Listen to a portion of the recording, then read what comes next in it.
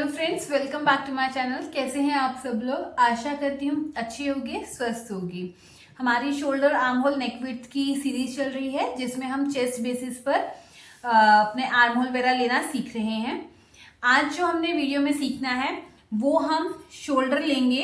अगर हमारा शोल्डर जो है 16, 17 और 18 इंच है तो उसके ऊपर हमने पढ़ना है। और अगर हम डीप नेक बनाते हैं तो हमारे शोल्डर आर्म होल में क्या चेंजेस आते हैं वो हमने देखना है। इससे पहली वीडियो में हम लोग 16, 17, 18 के शोल्डर पर कॉलर, शॉर्ट नेक को कवर कर चुके हैं। इवन हम 13, 14, 15 शोल्डर भी कवर कर चुके हैं। तो ये वीडियो रिसेंटली अपलोडेड है मेरे चैनल पर, आप देख सकते हैं, आपको आसानी से मेरे चैनल पर मिल जाएंगी। और अगर वीडियो अच्छी लगे तो ज़्यादा से ज़्यादा इसको लाइक कीजिए, शेयर कीजिए और चैनल को सब्सक्राइब कर लीजिए ताकि आपको इस तरह की वीडियोस मिलती रहे। चलिए अब हम वीडियो को शुरू करते हैं। अब हम बात करेंगे डीप नेक की। डीप नेक कौन से होते हैं? सबसे पहले आप ये समझिए, 5 या 5 इंच से ऊपर जितने भी हमारे नेक होंगे वो हमारे डीप नेक कंसिडर किए जाते हैं। 10, 10.5 ऊपर हो जाए, 11, 12, मतलब जितने भी ऊपर हैं 5, वो हम लोगों के डीप नेक कंसीडर होंगे। अब ये जो नेक है, ये बात हो रही है बैक नेक की। बैक के नेक की ही बात हो रही है। हम फ्रंट के नेक आप शॉर्ट बनाए या डीप बनाए उससे कुछ नहीं लेना देना। क्यों? क्योंकि जो हम आर्म होल या तीरा वगैरह ले रहे हैं वो हम फ्रंट और बैक का सेम ले रहे हैं। मतलब जैसे कई बार होता है ना, हम ब्लाउज में फ्रंट का 6 इंच और बैक का हम ज्यादा या कम कट करते हैं, तो यहाँ पर दोनों शोल्डर्स सेम कट होंगे। मतलब अगर फ्रंट का तीरा 6 इंच है तो बैक का भी 6 इंच ही होगा। इसीलिए जब हम सेम तीरा कट करते हैं तो हम बैक नेक को कंसीडर करते हैं। तो बैक नेक के अकॉर्डिंगली ही हमारा तीरा कट होगा। ठीक है। अब बैक नेक है, ये किस चीजों की बात हो रही है? चाहे आप कुर्ती की बात करें, चाहे आप कोई ड्रेस की बात करें, या फिर आप कोई ब्लाउज की बात करें, कुछ भी आप बनाएं, कोई भी गारमेंट बनाएं जिसका बैक नेक डीप हो, 5 से अबव हो, तो आपने इस तरह से ही अपने तीरे लेने हैं। अब यहां पर पहले मैं नेक डीपनेस लिख लेती हूं। मान लीजिए आपका नेक 5 इंच, 6, 7, 8, 9, 10 और 10 से अबव हो, जितना भी हो उतना। यहां पर मैं लिख लेती हूं माइनस कितना करना है। और यहां पर मैंने शोल्डर लिख लिया कि अगर आपका 16 इंच है या 17 इंच है या 18 इंच है तो आप कितना तीरा लेंगे। अभी यहां पर बात हो रही है शोल्डर की, मतलब तीरा कितना लेंगे। ओके। जब आपका बैक नेक 5 इंच है तो आपने माइनस करना है 0.5, 6 इंच पर 0.75, 7 इंच पर 1 इंच, 8 पर 1.5 इंच, 9 पर 1.75 और 10 पर 2 इंच। 10 से above 12 inch, 13 inch, 14 inch, 15 inch, जितना आपने बैक बनाना है या बैक लेस बनाना है तो भी आपने तीरे में से माइनस करना है 2 इंच। इससे ज्यादा हम माइनस नहीं कर सकते। किसी का कितना भी शोल्डर हो उसमें से हम 2 इंच से ज्यादा माइनस नहीं कर सकते। क्लियर है इतना?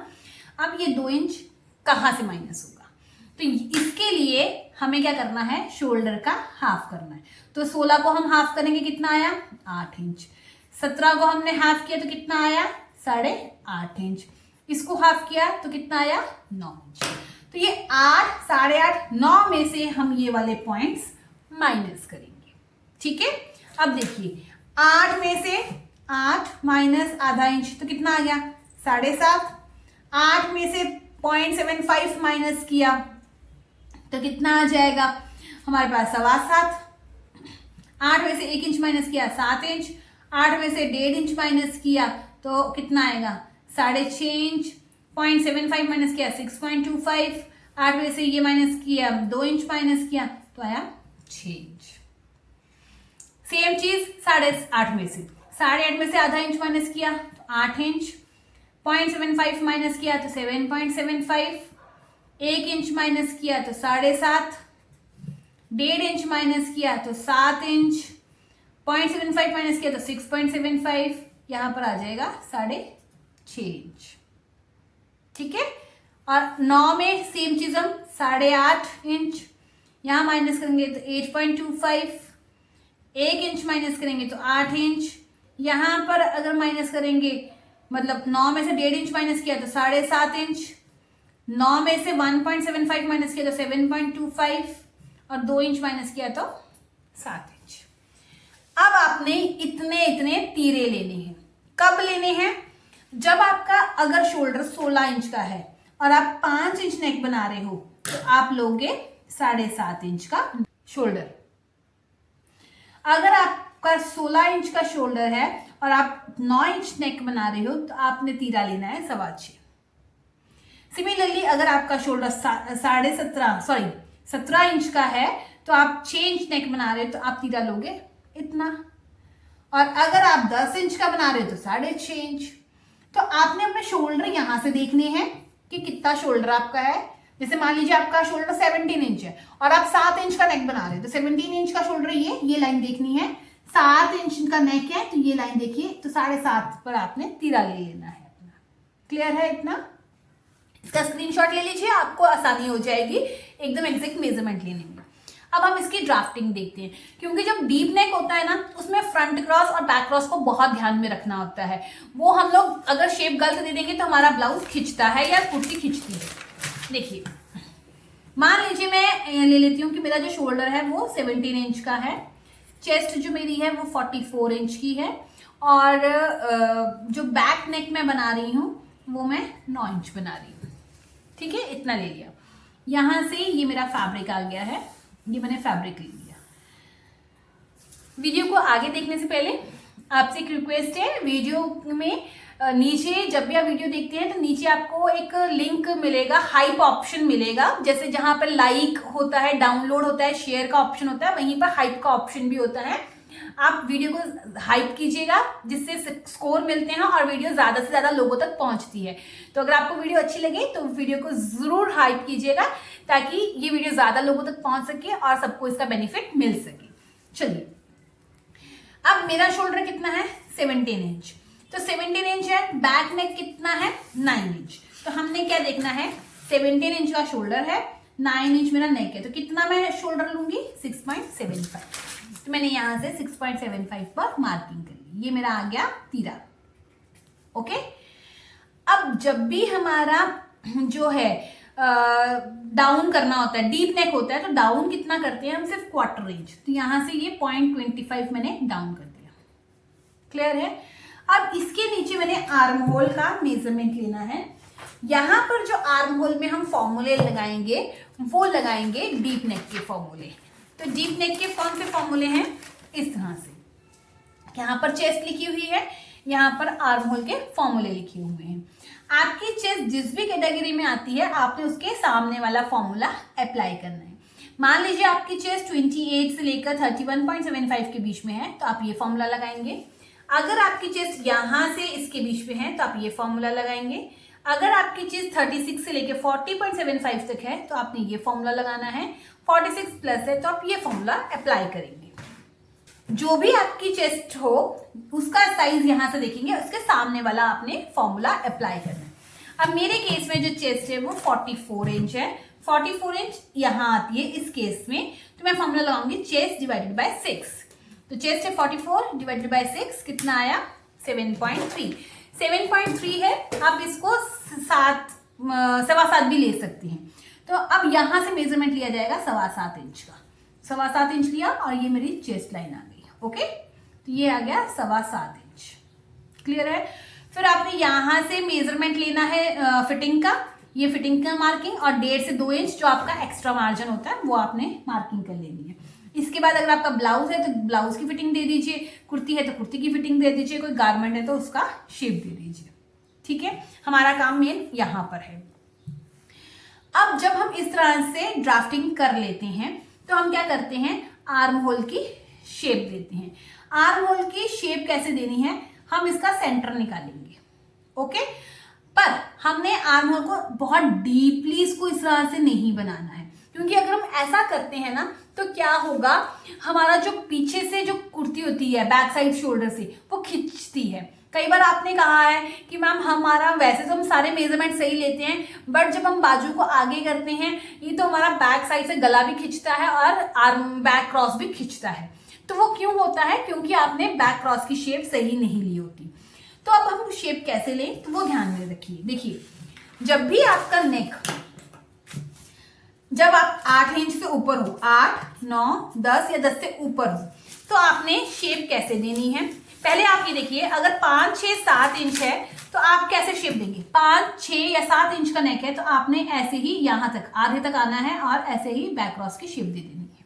ठीक है, 5 इंच है तो ऐसे कर दीजिए, 6 इंच है तो ये आधे से थोड़ी सी लाइन ऊपर कर लीजिए और इस तरह से शेप दे दीजिए। 7 इंच है और ऊपर थोड़ा सा आ जाइए और शेप दे दीजिए। इससे क्या होगा, यहाँ पर थोड़ा सा एक्स्ट्रा कपड़ा मिलने लग जाता है जो कि खिंचाव को कम करता है। जैसे ही 8 इंच आए तो ये हमने हाफ लिया, इसका हाफ कर दीजिए। ठीक है, तो हाफ हो गया।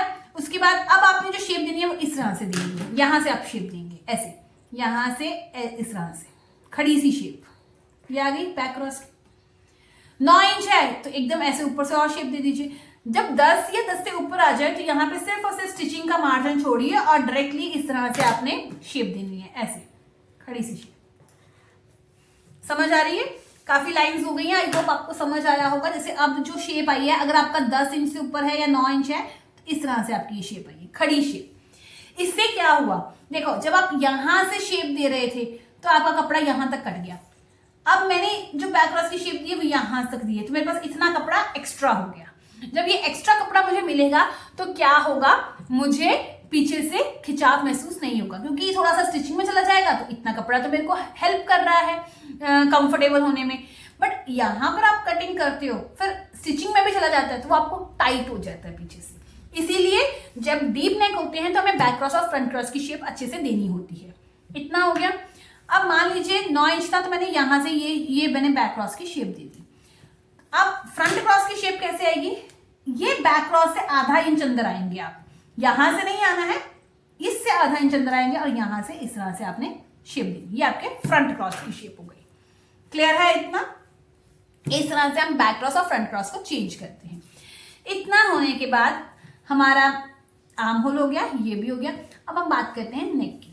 देखिए, नेक के विड्थ के लिए हमने क्या करना है, इसके लिए डायरेक्टली हम कुछ भी मेजरमेंट नहीं लेंगे कि 2.5 इंच, 2.25 इंच, 1 इंच, ऐसा कुछ नहीं। आपने डायरेक्टली कस्टमर से पूछना है कि उसको शोल्डर पर पट्टी कितनी चाहिए, कितने इंच की चाहिए, क्योंकि कई लोग यहाँ पे ज्यादा पट्टी चाहते हैं, कई लोग कम पट्टी चाहते हैं। तो आप क्या करेंगे, आप उनसे पूछ लीजिए आपको रेडी शोल्डर की पट्टी कितनी चाहिए। मान लीजिए उसने कह दिया कि मुझे 2.5 इंच की रेडी पट्टी चाहिए, तो 2.5 इंच की उसको रेडी चाहिए। आप 1 इंच स्टिचिंग मार्जिन ऐड कीजिए तो कितना आ गया, 3.5 इंच। ओके, आपने इस साइड से, यहां से नहीं करना है, बार बार बोल रही हूँ, यहां से मत कीजिए, इस साइड से 3.5 इंच को मार्क कर लीजिए। मान लीजिए ये 3.5 इंच यहां आ गया। ओके, तो ये आपका शोल्डर की पट्टी होगी क्योंकि आधा इंच यहां चला जाएगा, आधा इंच इधर चला जाएगा स्टिचिंग में, 2.5 इंच रेडी हो जाएगी। क्लियर? बाकी जितना भी नेक आया है ये सारा नेक की चौड़ाई ले लीजिए। अब बैक नेक कितना था, 9 इंच, तो इस तरह से 9 इंच लीजिए और शेप दे दीजिए। फ्रंट नेक 6 है, 7 जैसा भी है वहां पे शेप दे दीजिए। कुछ भी हो सकती है, पान की शेप, वी शेप, कोई भी शेप, स्क्वायर शेप, कुछ भी हो सकती है। ठीक है, इस तरह से आपने नेक की शेप ले लेनी है। क्लियर है इतना? ये हमारा हो गया नेक की विड्थ। अब देखिए ये कितना आपका शोल्डर था, 6.75, जिसमें से आपने 3.5 पट्टी निकाल दी तो 3.25 इंच पर आपका नेक रेडी हो रहा है। ठीक है, आप 2 इंच पर लोगे तो वो क्या होगा, आपको यहाँ पर रिंकल्स दे सकता है, तो इट्स बेटर आप इतना ही चौड़ा लीजिए। और 2 इंच पर अगर आप बनाएंगे तो ये शोल्डर की पट्टी बहुत ज्यादा आ जाएगी, तो कस्टमर को हो सकता है वो पसंद ना हो। तो कस्टमर से पूछ लीजिए कितनी उनको पट्टी चाहिए, उसके अकॉर्डिंगली आप नेक ले लीजिए। ठीक है, इस तरह से हम लोग नेक को डिफाइन करते हैं, इस तरह से हम नेक की विड्थ ले लेते हैं। क्लियर है इतना?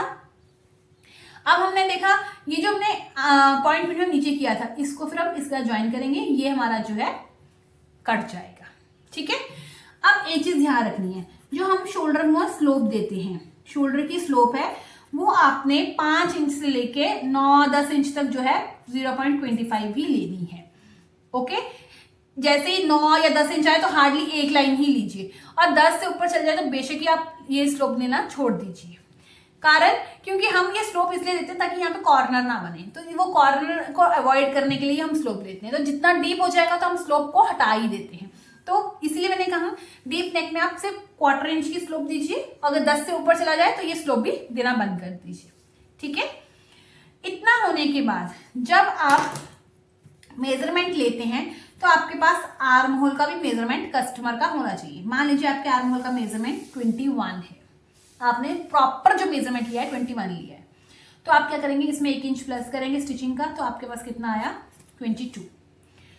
जब आपने ये ड्रॉ कर लिया, ड्राफ्टिंग कर ली, देन आपने आर्म होल को चेक करना है कि ये क्या 22 बन रहा है, दोनों को आप चेक करेंगे। अगर तो ये 22 बन रहा है देन आप कट कर दीजिए।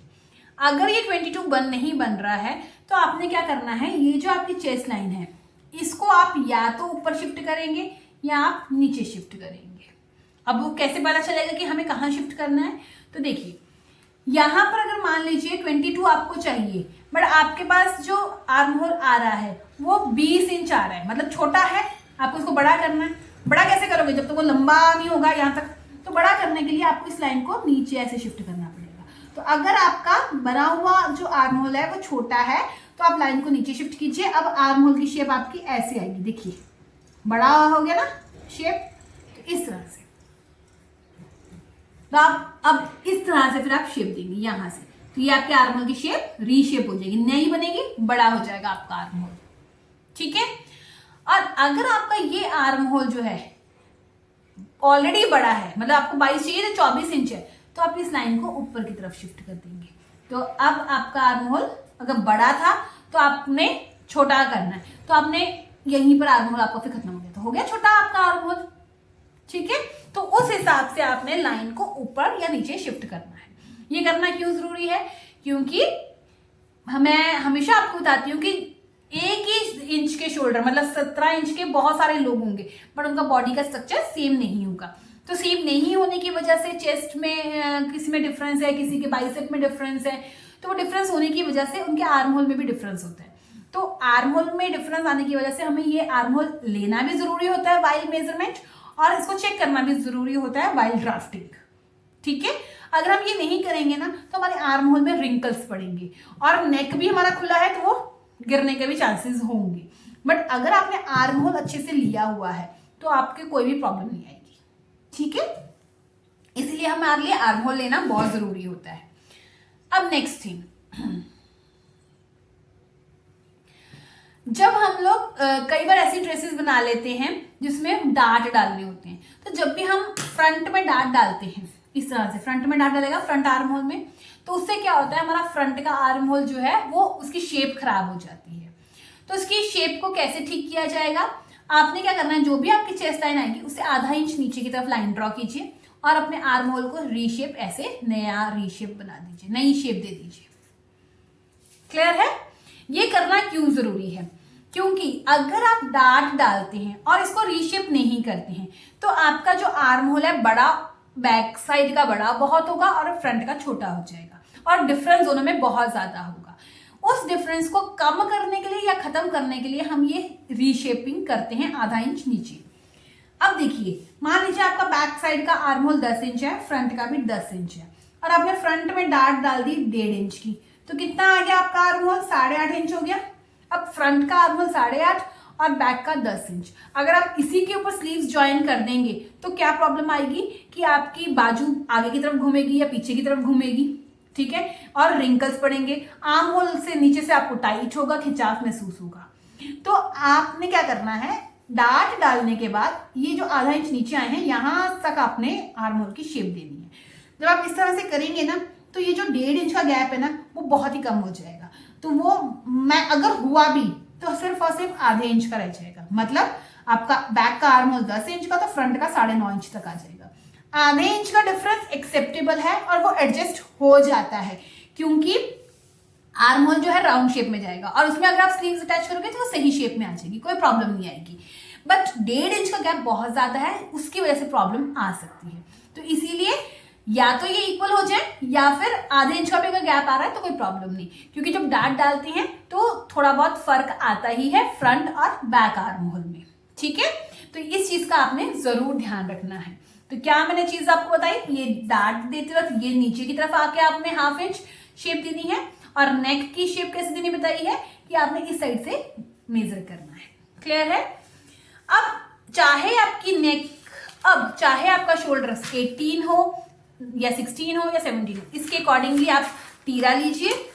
आर्म होल के लिए मैंने आपको फॉर्मूला बता दी है चेस्ट के अकॉर्डिंगली, वो ले लीजिए। बाकी आपने यही प्रोसीजर को फॉलो करना है।